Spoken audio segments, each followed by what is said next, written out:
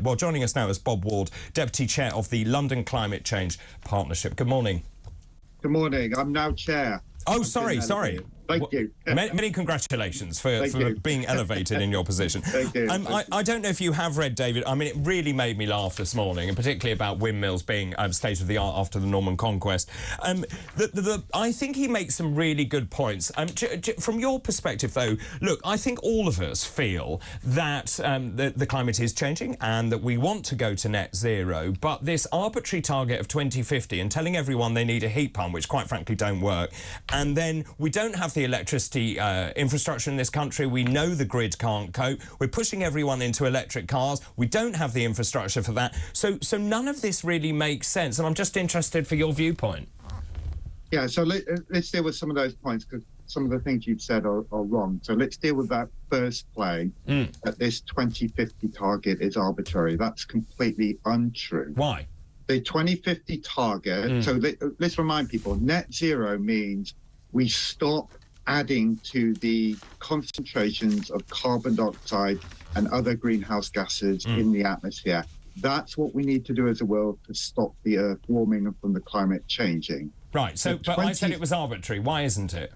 Because the 2050 target is based on a report that was published by the Intergovernmental Panel on Climate Change in 2018, which pointed out that based on all the evidence, that if we want to limit the warming to no more than 1.5 degrees above its pre-industrial level, and we've already had warming of about 1.2 degrees, the world will need to cut carbon dioxide emissions to net zero by the middle of this century, by 2050. And the UK and lots of other countries signed up to that and have introduced a target of net zero emissions by 2050. It is not arbitrary. It is based on science, and it is shared by all the G7 countries and most of the G20 countries. Can I just ask you, though, what's the point of us doing that if China and India are building more power stations, belching out stuff? It just seems irrelevant. Yeah, so India and China are both spending far more than us on renewable energy. China is the biggest... It's a bigger country. ...installer. Exactly, but it is putting in lots and lots of renewables. So the claim that India and China are not doing anything is untrue. They are trying to get away from the use of fossil fuels because they can see the damage. Remember, they have many more people, and they recognize this, millions and millions of people who are far more vulnerable to the impacts of climate change. And remember here that we had temperatures for the first time, astonishingly, that went above 40 degrees last summer, and it killed 2,000 people. Indeed, so but we don't know. But to be fair, though, we don't know whether that is a result of man-made emissions. We don't know that. The world is. We don't know that. We don't know that. David, the scientists know exactly that. Look, the 40 degrees would have been impossible if we hadn't warmed the Earth. It just wouldn't have happened. But what I'm saying, no, but there's a hang on, that is a different point. The point I'm making. No, it isn't. That's what killed 2,000 Let me just make the point. We know the climate is changing. My question is, the climate has always changed throughout history. My question is, how much of that climate change is actually man-made? I think this is a bit of Emperor's New Clothes. Okay, let me deal with this so people can understand this in a very straightforward way.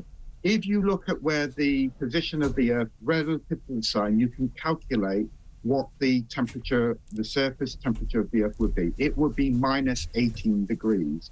The fact that it is between 14 and 15 degrees above zero is because of our atmosphere. And we've known for more than 150 years, when John Tyndall did the experiments in the 1850s, that it is water vapor and carbon dioxide in the atmosphere that is trapping the heat next to the Earth and makes it largely habitable.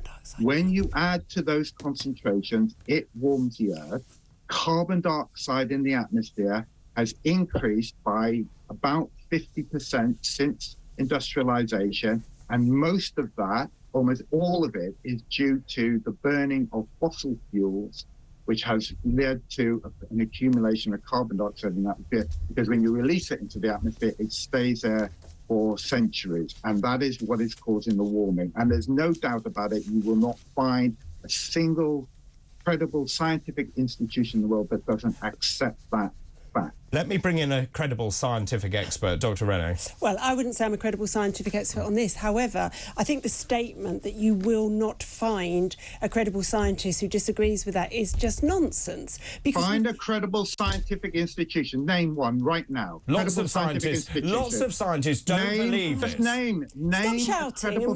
Don't shout. Let us name speak a credible scientific institution. as well. Instead of just this diatribe that we now have in debate where people are not allowed to say something if it doesn't What you're agree saying with is you. untrue.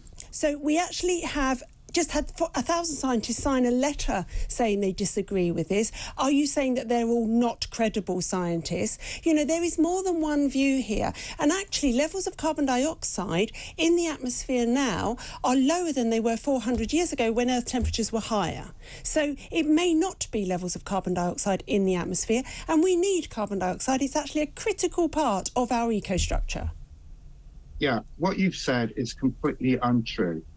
If people don't want to believe me, they can go to the website of the Royal Society, which is our National Academy of Science, and all of our best scientists are members of it. Well, so have a look at what it says, and that is what they say. Earth is warming. I would prefer you not to raise your voice, because otherwise I'll terminate this. But just in terms of where we are, things are untrue.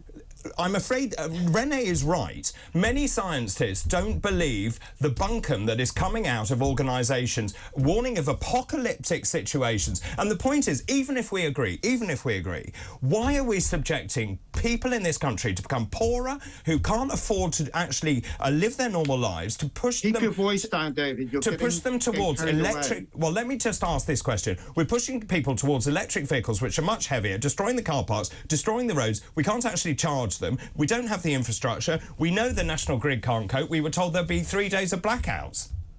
Yeah, so David, you've just been having a conversation about inflation and about the cost of living crisis. You know what's caused that? That's been caused by the cost of natural gas and our dependence on fossil fuels. We are poor and cold now because of our dependence on fossil fuels. Moving away from our dependence on fossil fuels and using domestic clean energy, wind, solar, and nuclear as well, is good for our economy and better for the climate. Okay, but and that's the fact. They're the facts. All right, so if those are the facts, let's say that we accept those are the facts. I don't, by the way. There's lots of things that have made us poorer, economic, most of them. Was the other. Let's just say that everything you say is right. There is not the technology or the infrastructure at the moment to actually satisfy what you want. When do we ever in society go into something, impoverish people, without the actual technology at the other end to rectify that change? Yeah, so you're impoverishing people at the moment through fossil fuel. So let's admit that. Can you answer that question? Energy bills, yeah, so it's not about impoverishing people by moving away from fossil fuels. So we know that electric vehicles are more expensive for most people at the moment, but the price is coming down because with any new technology, you see a reduction in unit prices as manufacturers learn to manufacture them more. But to manufacture them, you can't answer me a question and then but you're not answering the question, Bob. The question is, your question. No, you're not. The question is, where is the technology? Where is the technology? So I was talking about electric vehicles, and you go, no. That's not answering the question. Electric vehicles. Tell me about the storage. Tell me about the storage for all the energy that you're going to create from all of your renewables. Where is it? How is it going to work? Yeah, so the way in which we balance our power system, you're quite right that there's an issue around intermittency of renewables. And we are getting battery technology that's improving. Most people can see that battery technology is improving. Electric vehicle ranges are extending. People can see it in their mobile phone devices that the battery storage technology is improving. But we're not there yet.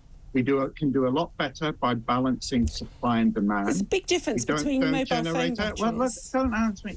See, you complain if I interrupt you, but when you interrupt me, it's fine. So look, I'm trying to explain to you that balancing our power system and the intermittency is a big challenge, and we're not there yet, but we are getting there. And to say that we should give up now when we can see the problems associated with our dependence. We can't be self-sufficient of fossil fuels. We just don't have them. But Bob, just have them, very quickly, and it makes us exposed to the changes in prices on international fossil fuel market, which is why we are all poorer and colder at the moment. But there is a much bigger issue. I drive an electric car. I want people to move to electric cars. But at the same time, we're mining minerals from parts of the world. They're not sustainable. We can't dispose of the batteries properly. They don't give you the range that they need to do. Also, they're not cheap enough for most people to afford in this country. And really what I wanted to say right at the beginning is, I think if we agree that we want to get to net zero, the question is the timeline. But thank you very much for coming on. That's Bob Ward, Deputy Chair of the London Climate Change Partnership.